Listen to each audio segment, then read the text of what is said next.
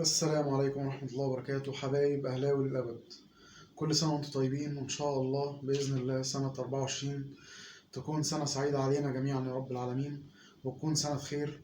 واللي معرفش يحقق حلمه السنة اللي فاتت يحققه السنة دي بإذن الله، ويحقق أكتر ما بيتمنى بإذن الله.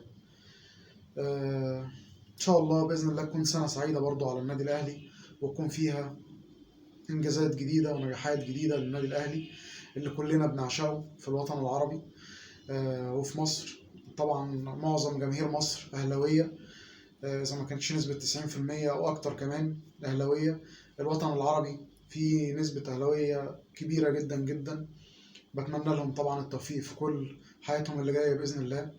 النادي الأهلي هو العشق، هو الحياة زي ما بنقول. الأهلاوي اللي بجد بيحب النادي الأهلي وبيعشقه وبيتمنى إن النادي الأهلي يفضل فوق في السماء محدش يطوله، وهو الحمد لله الأهلي معودنا على كده.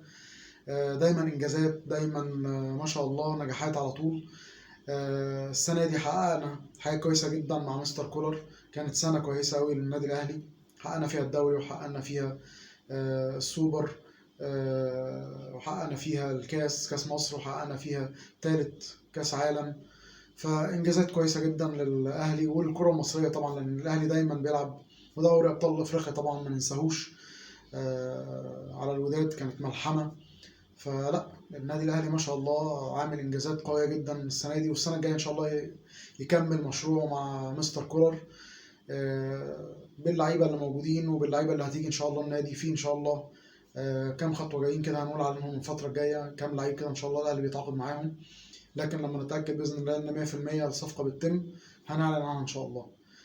اتمنى لكم دوام الصحه والعافيه يا رب، وبالتوفيق دايما. وكل الاهلاويه وكل مصر تكون بخير السنة الجاية، وتكون أحسن حال من السنة اللي فاتت. أشوفكم على خير في فيديوهات جديدة السنة دي بإذن الله، جامدة جدا مع أهلاوي الأبد. السلام عليكم.